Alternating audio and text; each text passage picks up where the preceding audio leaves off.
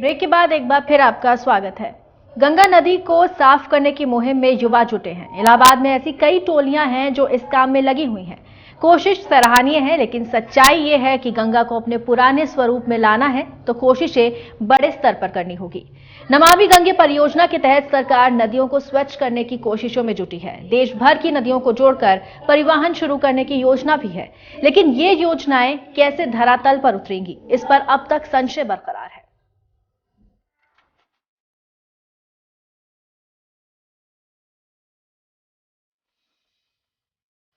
भगवती गंगा की महिमा पूरा विश्व जानता है।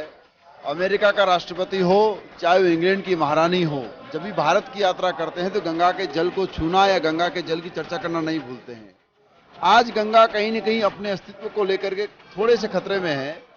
देश और देश की सत्ता गंगा के प्रति अपने विचारों को, अपने कार्यों को थोड़ा और सजग करे तो ये तट और ये तीर हमेशा सुरक्षित और स्वच्छ रह सकता है।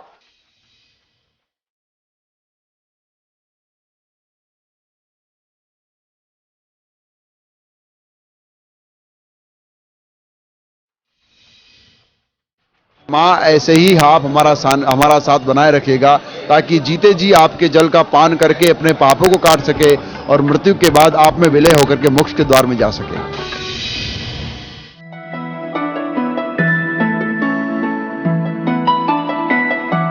साधु संतों से लेकर आम लोगों तक सभी मनुष्य सनातन काल से मां गंगा को मोक्षदायिनी मानते हैं। लेकिन मोक्षदायिनी गंगा में इतनी गंदगी डाली जा रही है कि अब लोगों को सोचना पड़ रहा है कि गंगा नदी का उद्धार कैसे होगा।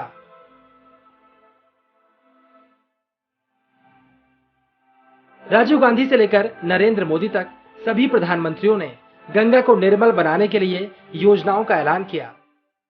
सरकार की ओर से कोशिशें भी शुरू की गईं, लेकिन जमीन पर इसका कोई असर दिखाई नहीं दिया। संतों को लगता है कि सरकार के पास अभी भी गंगा को स्वच्छ रखने का सही प्लान नहीं है। कुछ भी असर नहीं है और गंगा पे जो मंत्रालय देख रहे हैं वो मंत्री भी आए थे, उनसे मेरी बात भी हुई है। वो भी ये कह रहे हैं कि कुछ काम शुरू नहीं हो पा रहा है। मुझे लगता है कि जब तक विश्व स्तर को हम नहीं समझ पाएंगे, जैसे थेम्स नदी को कैसे साफ किया गया, ऑस्ट्रेलिया की नदियां किस प्रकार से प्रदूषण से क्लीन हो रही है, शहर के मध्य में बहने वाली नदी को कैसे साफ किया जाए, इसके प्रोजेक्ट अभी लेआउट प्लान केंद्र के पास और स्टेट के पास नहीं है। लेकिन अगर जल्दी नहीं आए तो निश्चित तौर पे गंगा के लिए खतरा का ये एक बहुत बड़ा संकेत है। नमामि गंगे की योजना है, चाहे गंगा एक्शन प्लान है, राजीव गांधी के द्वारा स्थापित योजनाएं हो, चाहे नरेंद्र मोदी के द्वारा हो, वर्तमान में सिर्फ कागजों में और टीवी के माध्यम से देखने को मिलता है। धरती पे इसका कोई असर वर्तमान में देखने को नहीं मिल रहा है। सरकार की योजना है नदियों को जोड़कर परिवहन भी शुरू किया जाए। योजना बनाई जा रही है, कुछ जगहों पर काम भी चल रहा है। सरकार को लगता है कि जल परिवहन बहुत सस्ता होगा। भारत में इसके लिए बहुत सी संभावनाएं हैं, लेकिन क्या ये काम इतना आसान है? 111 नदियों को हम लोग जलमार्गों में रूपांतरित कर रहे हैं। जैसे रोड नेटवर्क है, पावर नेटवर्क है, वैसा अब हम लोग वाटर नेटवर्क खड़ा कर रहे हैं। और एक आपको बात बता दूं, अगर रोड से जाएंगे तो 1.5 रुपए खर्चा आता है, रेलवे से जाएंगे तो 1 रुपया आता है, और पानी से जाएंगे तो केवल 20 पैसे आता है। चाइना में 47% गुड्स एंड पैसेंजर ट्रैफिक पानी पर है। कोरिया और जापान में 43-44% है, और यूरोपियन देशों में 40% और हमारे देश में 3.5% है। हम 2 साल में केवल 1.5% बढ़ाकर उसको 6% कर सके। अब इसको और बढ़ाना है। सरकार की योजनाएं सराहनीय हैं, लेकिन क्या गंगा नदी में परिवहन हो सकता है? गंगा को बेहद नजदीक से जानने वाले साधुओं को ये काम आसान नहीं लगता। देखिए, अब जब पानी नहीं था परिवहन कहाँ शुरू करें? जब पानी नहीं है, अगर आप शुरू करेंगे जहाज तो पानी नहीं कहाँ शुरू करेंगे? पानी नहीं है, जब पानी पर दीजिए। और गंगा हाईवे एक्सप्रेसवे था, पहले मायावती चलाई थी, उस पर हमने रीड ड्राफ्ट किया था। हाई कोर्ट ने तुरंत मना कर दिया, सुप्रीम कोर्ट हार गई, इसलिए उनकी योजना फेल हो गई। तो आप, मेरा यही कहना है, गंगा जी को स्वतंत्र रूप से चलने दीजिए आप। तो कहीं भी बांध बनवा दिए तो सफाई को जरूरत नहीं पड़ेगी। गंगा जी की धारा इतनी तेज उनकी है जो आपने जगह जगह बांध दिया है, तो ये आप सफाई क्या करेंगे? सफाई तो वहां होती, बाहर होती, गंगा तो थोड़ी हो जाएगी। हालांकि गंगा को निर्मल बनाने की सरकारी योजनाओं के साथ साथ साधु संतों के पास भी गंगा को निर्मल बनाने की योजनाएं हैं। मंत्री और अधिकारी भी जब आकर मुलाकात करते हैं तो उनको योजनाओं के बारे में बताया जाता है, लेकिन जमीन पर काम नहीं हो रहा।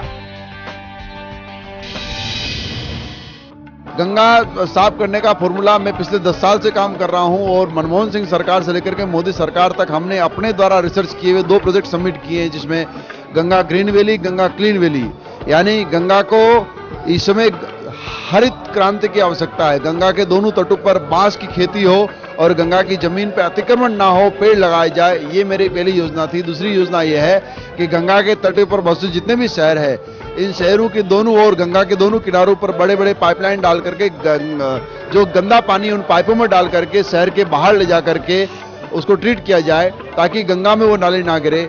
जल भले ही कम हो परंतु पवित्र और शुद्ध होकर के बहे तो ही गंगा सुरक्षित हो सकती है। अब इस पे कितना सरकार अमल करती है ये देखने का विषय है।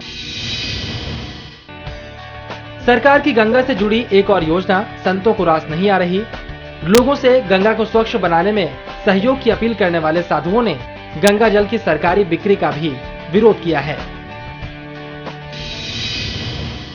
गंगा जी को स्वच्छ बनाने में, गंगा जी की निर्मल धारा बनाने में आप लोग सहयोग करें और विशेषकर ये ध्यान दें कि गंदगी मत फैलाएं। गंगा जी में स्नान करें, साबुन न लगाएं और श्रद्धा का आगाज। एक बात और है, आज के दिन में कहता हूं कि जो ये गंगा जल बेचने की योजना सरकार ने बनाई, इसका विरोध करें। गंगा जल बेचने की वस्तु नहीं है, आस्था की वस्तु है, इसलिए इसको बेचने की प्रक्रिया बंद कर दिया जाए। गंगा जल बेचना नहीं चाहिए, उचित नहीं है। सरकार से लेकर साधु संतों तक और साधु संतों से लेकर आम लोगों तक सभी गंगा को निर्मल बनाना चाहते हैं। मोक्षदायिनी स्वच्छ रहे, उनका विराट स्वरूप बरकरार रहे, इसके लिए हर व्यक्ति योगदान देने को भी तैयार है। ऐसे में क्यों गंगा स्वच्छ और निर्मल नहीं हो पा रही, शायद सोचना सभी को पड़ेगा। गलती सिर्फ सरकार की नहीं, सभी की है। लंबे तट को देख सकते हैं आप। इतना लंबा तट जो गंगा जी का है वो कुछ कम ही जगहों पर होगा और ऐसे में यहाँ से योजना ये भी बनाई जा रही है कि परिवहन शुरू किया जाएगा। और ये भी कहा जा रहा है, जो सड़क परिवहन मंत्री हैं, जहाजरानी मंत्री हैं, उनका ये कहना है कि कहीं ना कहीं बहुत सस्ता व्यापार हो सकता है, नदियों को मिला दिया जाए, लेकिन इसके लिए गंगा में पानी बहुत होना आवश्यक है, इसका प्रवाह तभी अच्छा हो सकता है। अब सरकार की कोशिशें कब अमली जामा पहनाती हैं, इसका इंतजार तमाम लोगों को रहेगा। लेकिन जब MH1 न्यूज़ गंगा नदी के तट पर पहुंचा तो शायद इस बात की कमी महसूस हुई कि जो सफाई होनी चाहिए वो सफाई नहीं थी। और ये भी लग रहा है कि सरकार को थोड़ी और मेहनत करनी पड़ेगी गंगा को पूरी तरह से स्वच्छ और निर्मल बनाने के लिए। कैमरामैन आदित्य के साथ शरद अवस्थी, MH1 न्यूज़, इलाहाबाद। सरकार की तरफ से योजनाएं लाई गई, सरकार अपनी तरफ से कोशिश कर रही है। हमने देखा कई युवा भी आगे आए हैं गंगा को स्वच्छ और निर्मल बनाने के लिए, लेकिन यहाँ जरूरत है हमारी और आपकी आगे आने की, सहयोग देने की। योजनाएं तभी कारगर साबित होंगी। हमारी इस खास पेशकश में फिलहाल इतना ही। हमें दीजिए इजाजत। नमस्कार।